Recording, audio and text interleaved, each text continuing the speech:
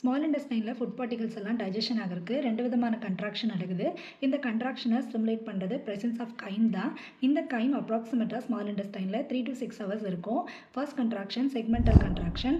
இன்டெஸ்டைனில் உள்ள எல்லா food particle கண்டென்ட்டையும் முன்னாடி பின்னாடி சர்னிங் மோஷன் கலக்கிற மாதிரி ஒரு ஃபோர்ஸில் எல்லா கன்ட்ராக்ஷனும் நடந்து ஃபுட் பார்ட்டிகல்ஸ் ஃபர்தராக டைஜஸ்ட் ஆகும். ரெண்டாவது இன்டெஸ்டைனல் பெரிஸ்டாலிசிஸ். பெரிஸ்டாலிசிஸ் அப்படின்னா மூமெண்ட்ஸ் தான், ஒரே டைரக்ஷனில் மூமெண்ட்ஸ் ஆகிறது.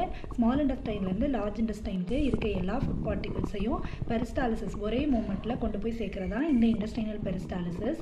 Through out intestine small finger like projections ஒன்று இருக்கும், அது பேர் விலி. இந்த விலி தான் டைஜஸ்டிவ் என்சைம் செக்ரீட் பண்ணுறக்கும் நியூட்ரியன்ஸ் அப்சர்வ் பண்ணுறக்கும் ஹெல்ப் பண்ணுது. ஃபர்தராக இந்த small intestine magnesium, phosphorus, potassium இந்த மாதிரி சில எலக்ட்ரோலைட்டுடைய அப்சார்ப்ஷனுக்கும் ஹெல்ப் பண்ணுது. ஸ்மால் இன்டெஸ்டைனில் நிறையா செக்ரீட்டரி என்சைம் செக்ரீட் ஆகுது. அது குவான்டிட்டிஸ் எல்லாம் தரேன், செக் பண்ணிக்கோங்க. அடுத்த டைஜஷன் லார்ஜ் இன்டெஸ்டைனில் எப்படி நடக்குது